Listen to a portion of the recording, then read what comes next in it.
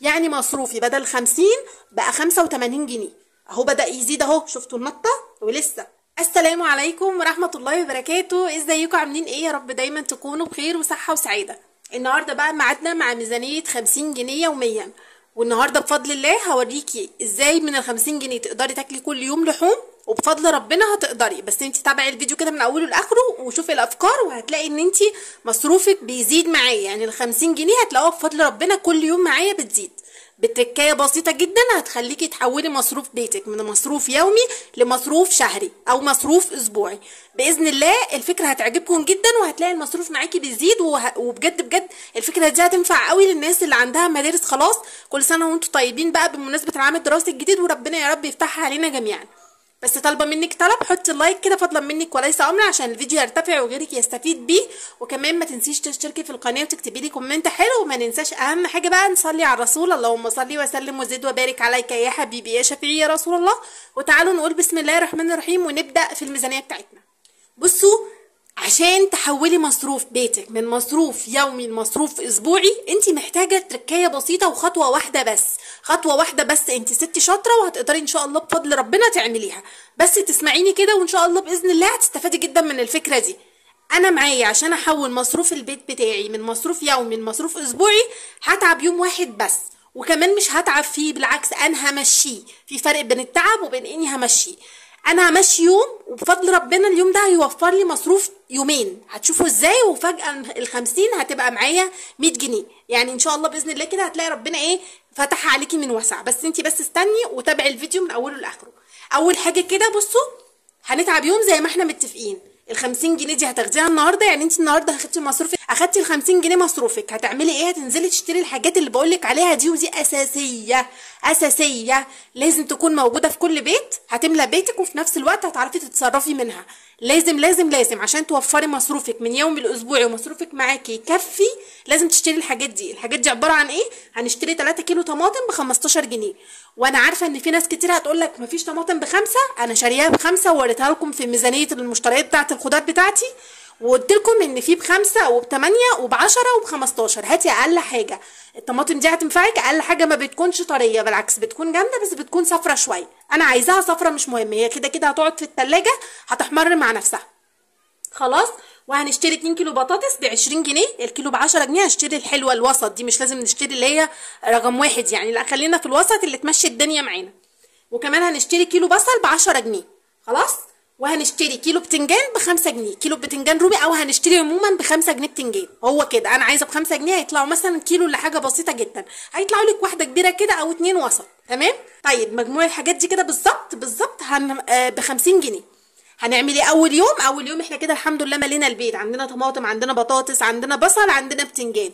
تقدري اول يوم تمشيه شويه مقالي وتعبي. معلش اليوم ده هو اليوم ده بس اللي انت هتتعبي فيه، لكن باقي المنيو هتلاقي نفسك يوميا بتاكلي لحوم، وهتشوفي ده بنفسك. خلاص. فاول يوم هنمشيه كده مقالي، او هنمشيه مثلا شويه مسقعه، او هنمشيه اي حاجه بقى موجوده عندنا في البيت متبقيه. مشي نفسك اليوم ده، انت ست شاطره وتقدري تعمليها. خلاص. نيجي لتاني يوم هنعمل شويه مسقعه وشويه بطاطس.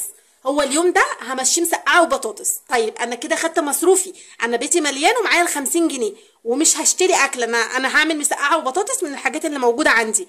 ممكن تعملي اي حاجه غير المسقعه وبطاطس، ممكن تعملي مقالي، ممكن تعملي صينيه بطاطس وشويه رز، ممكن تعملي مثلا شويه مكرونه، اللي يعجبك. المهم ان انا بقولك ايه، اليوم ده برضو هتمشيه من الحاجات الموجوده عندك في البيت، لان انت اوريدي عندك حاجات موجوده في البيت. تقدري تلمي الدنيا على قد ما تقدري وتعملي اي طبخه. صينيه مسقعه حلوه كده، حلوه جميله، الف هنا وشفا، وتملى البيت وفي نفس الوقت العيال تاكل وتشبع. طب ما بيحبوهاش، هعمل صينيه بطاطس وشويه رز وامشي الدنيا. اليوم ده اردحي برضو.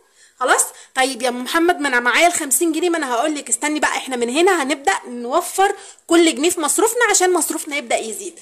هنشتري ايه اليوم ده؟ هنشتري ب15 جنيه فول، وعشان ندمسه هتنزلي كده هتشتري ب15 جنيه فول تدميس، هيطلعوا تقريبا نص كيلو. تمام. وتروحي جايه من بره نقعاه ومدمساه. وطريقه تدميس الفول سهله، وانت يعني اكيد بتعرفي تدمسي الفول.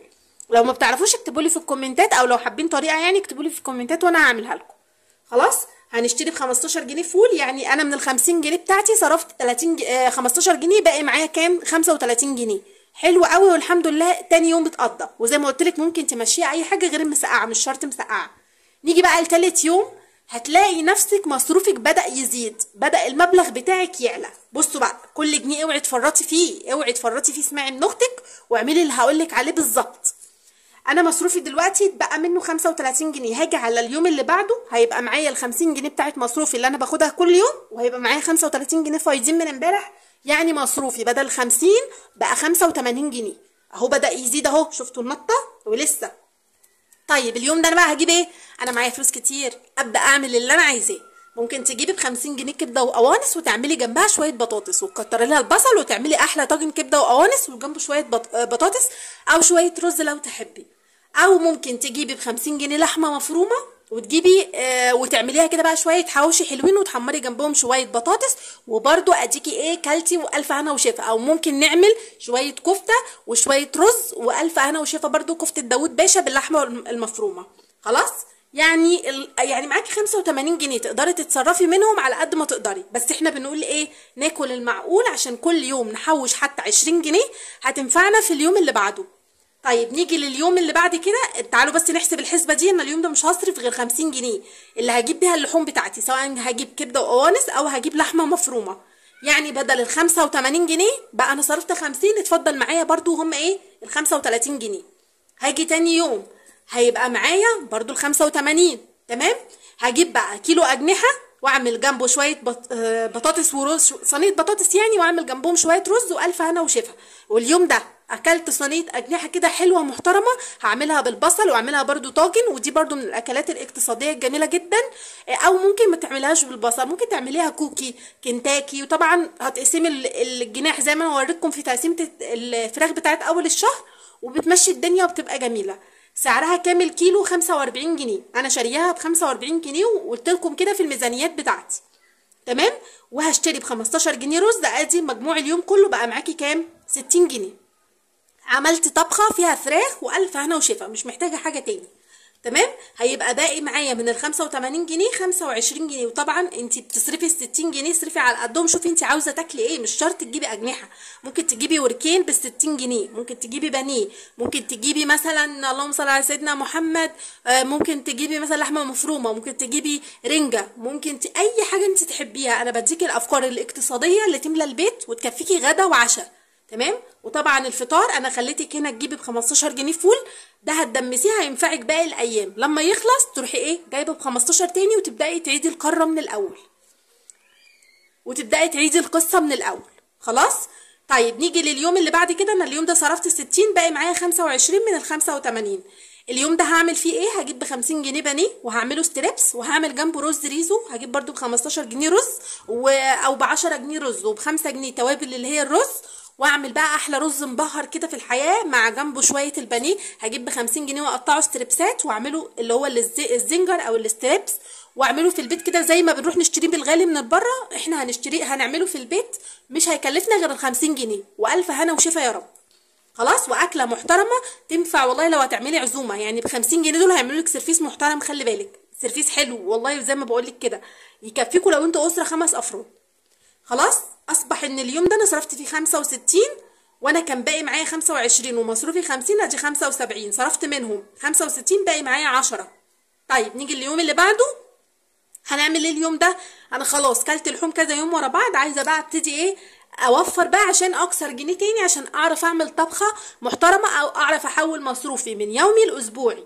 فابدا بقى من هنا اجي على نفسي اتقشف كده يوم او 2 زي ما انا هوريكم كده. اليوم ده هعمل فيه عجه، هجيب 3 بيضات بس ب 15 جنيه، وهجيب حاجه سلطه ب10، واعمل صينيه عجه وشويه بطاطس وشويه سلطه وبس كده. اليوم ده هيكلفني كام؟ 25 جنيه. هيتبقى معايا من ال 60 جنيه 35 جنيه، هحطهم على مصروف تاني يوم هيبقى معايا 85 جنيه. امشي تاني يوم ده برضو اي اكله ارديحي على قد ما اقدر، صينيه بطاطس، شويه مكرونه وشويه بطاطس محمره وجنبهم شويه سلطه. المهم ان انا اصرف كام؟ 20 30 جنيه وامشي الدنيا عشان يتبقى معايا تاني يوم ال 50 جنيه. بعد كده هلاقي معايا 50، وتاني يوم معايا 50 تاني مصروفي اللي هو بتاع اليوم اللي بعده بقى معايا 100 جنيه.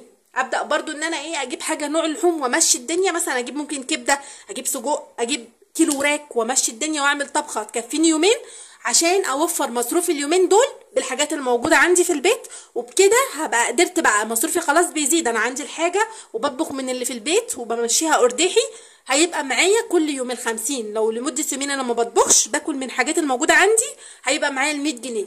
فجأة كده هتلاقي مصروفك بدأ واحدة واحدة واحدة يتحول من يومي لأسبوعي، وكل جنيه معاكي في الميزانية دي بيفرق، كل جنيه بيفرق.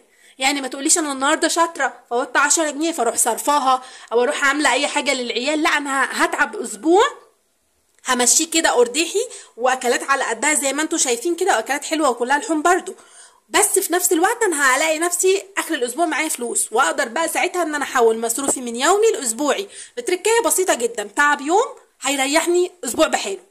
خلاص دي كده فكره ال50 جنيه يوميا، وطبعا مش هقدر اجيب لكم منيو يعني تمام. فيا رب تكونوا استفدتوا من الفكره دي، وتكونوا استفدتوا من الافكار، وخدتوا كده برضو افكار باكلات اقتصاديه تنفع. وعلى فكره لسه هينزل لكم منيو اكلات 30 جنيه يوميا، لان في ناس بتكتب لي في الكومنتات ان هي مصروفها ما بتعداش 30 جنيه يوميا، فان شاء الله باذن الله هينزل لكم اكلات كلها ب 30 جنيه، واكلات حلوه ان شاء الله تكفي اسره بامر ربنا. واهم حاجه زي ما احنا متعودين، حتى لو مصروفنا بسيط نتصدق على قد ما نقدر عشان ربنا يبارك لنا في اللي معانا. دي حاجه. الحاجه التانية، على قد ما تقدري اوعي تبصي لحد وما تبصيش لعيشه حد، بصي للي معاكي وخليكي واثقه في ربنا ان انت تقدري تعملي باللي معاكي ده حاجه، هتلاقي ربنا كرمك، وهتلاقي ربنا فتحها عليكي من وسع، وهتلاقي ربنا اداكي اضعاف اضعاف اللي معاكي من حيث لا تحتسبي، منين وفين وازاي ما تعرفيش، هتلاقي ربنا كرمك. اهم حاجه انت بس تكوني راضيه، وخلي عندك يقين بربنا ان ربنا هيراضيكي من وسع وفي اقرب يعني بصي في القريب العاجل باذن الله. يا رب تكونوا استفدتوا من الفيديو، وبتمنى من كل قلبي كده اللايك الجميل بتاعكم ودعمكم المستمر ليا بالاشتراكات في القناه، ويا ريت بقى الكومنت حلو كده فضلا منكم وليس امرا، واوعوا تنسوا تصلوا على النبي في الكومنتات على قد ما تقدروا عشان كلنا ناخد حسنات. واشوفكم بقى الفيديو الجاي، والسلام عليكم ورحمه الله وبركاته.